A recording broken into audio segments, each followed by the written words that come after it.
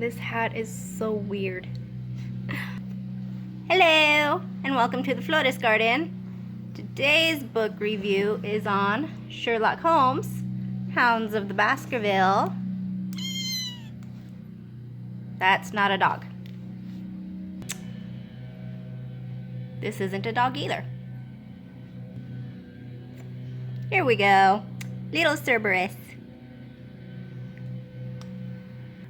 For the synopsis, the country doctor has come to 221B Baker Street, the famous lodgings of Sherlock Holmes, with an eerie tale, the legend of the Hound of the Baskervilles, the devil beast that haunts the lonely moors around the Baskervilles' ancestral home.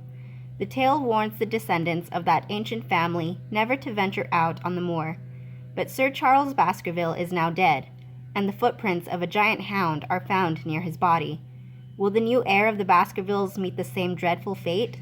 Sherlock Holmes and his faithful friend Dr. Watson are faced with their most terrifying case in this wonderful classic of masterful detection and bone-chilling suspense. Now, this was a short book, 236 pages. I finished it in about 2 days.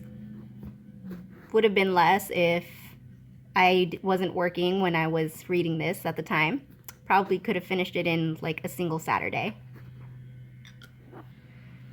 Now, the Hound of the Baskervilles is probably Sherlock's most famous case, or at least the most popular. It's one that everyone's at least heard about, even if they don't know what it is about. Me personally, all I knew was that it had something to do with dogs. Hounds. So, that was my extent of Sherlock knowledge before I actually picked up the book and read it. Now, this Sherlock mystery had more of a supernatural vibe to it, which made me kind of laugh because Sherlock doesn't believe in the supernatural. Everything is just super scientific when it comes to him. Now, Dr. James Mortimer, who worked around the Baskervilles, I actually can't remember if it was with them or for them. It's been about a month or so since I read it. He came to Sherlock and Watson explaining that the owner of the Baskervilles, Charles, had died recently. And a lot of people within the surrounding village had said it had to do with the mysterious hounds because of an ancient legend called the Hounds of the Baskervilles. According to legend, of the origin of the Hound of the Baskervilles, this manor of Baskerville was held by Hugo of that name, nor can it be gainsaid that he was a most wild, profane, and godless man. This, in truth, his neighbors might have pardoned, seeing that saints have never flourished in those parts, but there was in him a certain wanton and cruel humor which made his name a byword through the West. It chanced that this Hugo came to love, if indeed so dark a passion may be known under so bright a name, the daughter of a yeoman who held lands near the Baskerville estate. But the young maiden, being discreet and of good repute, would ever avoid him, for she feared his evil name. So it came to pass that one Michaelmas, this Hugo, with 5 or 6 of his idle and wicked companions, stole down upon the farm and carried off the maiden, her father and brothers being from home, as he well knew. When they had brought her to the hall, the maiden was placed in an upper chamber, while Hugo and his friends sat down to a long carouse, as was their nightly custom. Now the poor lass upstairs was like to have her wits turned at the singing and shouting and terrible oaths which came up to her from below, for they say that the words used by Hugo Baskerville when he was in wine were such as might blast the man who said them.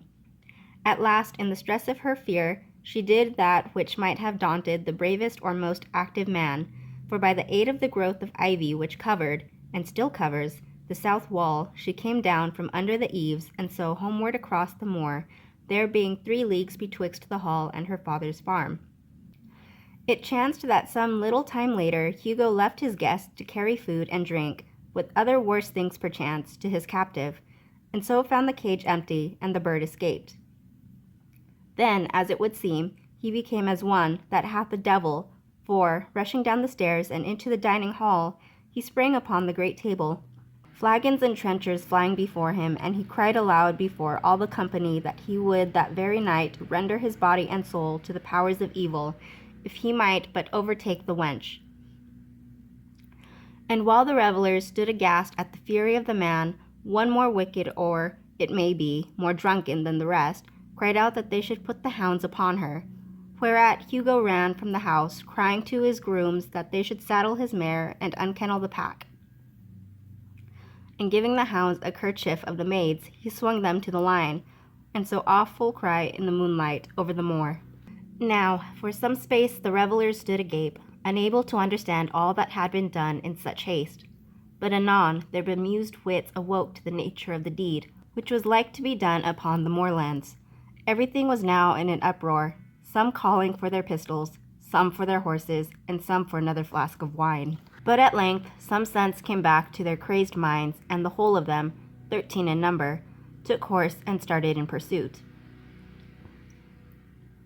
The moon shone clear above them, and they rode swiftly abreast, taking that course which the maid must needs have taken if she were to reach her own home. They had gone a mile or two when they passed one of the night shepherds upon the moorlands, and they cried to him to know if he had seen the hunt. And the man, as the story goes, was so crazed with fear that he could scarce speak. But at last he said that he had indeed seen the unhappy maiden with the hounds upon her track. But I have seen more than that, said he, for Hugo Baskerville passed me upon his black mare, and there ran mute behind him such a hound of hell as God forbid should ever be at my heels. So the drunken squires cursed the shepherd and rode onward, but soon their skins turned cold, for there came a galloping across the moor, and the black mare, dabbled with white froth, went past with trailing bridle and empty saddle.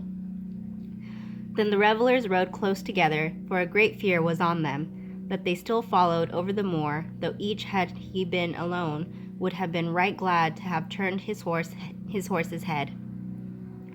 Riding slowly in this fashion, they came at last upon the hounds. These, though known for their valor and their breed, were whimpering in a cluster at the head of a deep dip, or goyle, as we call it upon the moor, some slinking away, and some with starting hackles and staring eyes gazing down the narrow valley before them. The company had come to a halt, more sober men, as you may guess, than when they started. The most of them would by no means advance, but 3 of them, the boldest, or it may be the most drunken, rode forward down the goyle. Now it opened into a broad space in which stood 2 of those great stones, still to be seen there, which were set by certain forgotten peoples in the days of old. The moon was shining bright upon the clearing, and there in the center lay the unhappy maid where she had fallen, dead of fear and of fatigue. But it was not the sight of her body, nor yet was it that of the body of Hugo Baskerville lying near her, which raised the hair upon the heads of these 3 daredevil roisterers, but it was that, standing over Hugo and plucking at his throat, there stood a foul thing, a great black beast shaped like a hound, yet larger than any hound that ever mortal eye had rested upon. And even as they looked, the thing tore the throat out of Hugo Baskerville, on which, as it turned its blazing eyes and dripping jaws upon them, the 3 shrieked with fear, and rode for dear life, still screaming across the moor. One, it said, died that very night of what he had seen, and the other twain were but broken men for the rest of their lives. And as the legend stated, that anyone who wandered the moors at night after that, they would die a violent and mysterious death. Some people would say that they saw the hounds of the Baskervilles circling around the moors.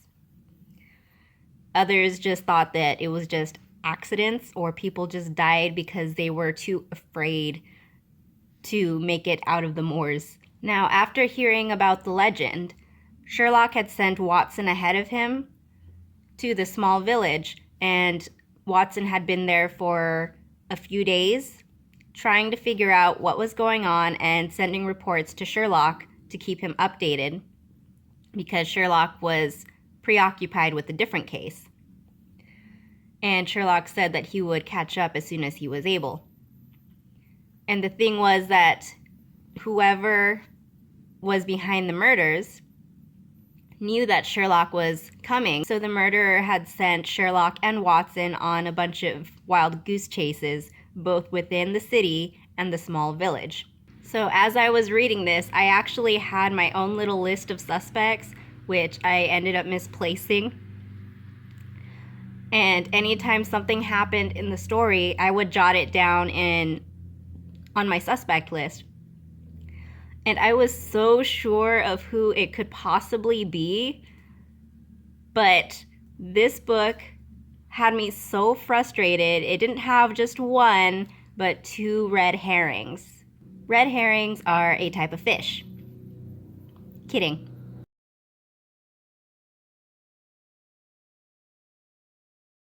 Red herring is actually the name of a Scooby-Doo character, a pup named Scooby-Doo. Not the right red herring either. In mysteries, red herrings are actually bits of information that misleads or distracts the reader from what's going on in the mystery. And as I said, there were 2 red herrings in the story, which frustrated me, and I almost threw my book across the room. Now, because the book is so short, I do not want to give away spoilers, but I will read a passage about the Hound of the Baskerville, because even I was surprised about the supernatural element to it, which really freaked me out because it's science. There shouldn't be any supernatural stuff going on in Sherlock Holmes. Not in the canonical versions anyways. So when Sherlock finally arrives in the village and helps Watson out, that's when the Hound actually appears within the story, and even Sherlock was freaked out by it. He doesn't admit it at first, but he was. There was a thin, crisp, continuous patter from somewhere in the heart of that crawling bank. The cloud was within 50 yards of where we lay, and we glared at it, all 3, uncertain what horror was about to break from the heart of it. I was at Holmes's elbow, and I glanced for an instant at his face. It was pale and exultant, his eyes shining brightly in the moonlight. But suddenly they started forward in a rigid, fixed stare, and his lips parted in amazement. I sprang to my feet, my inert hand grasping my pistol, my mind paralyzed by the dreadful shape which had sprung out upon us from the shadows of the fog.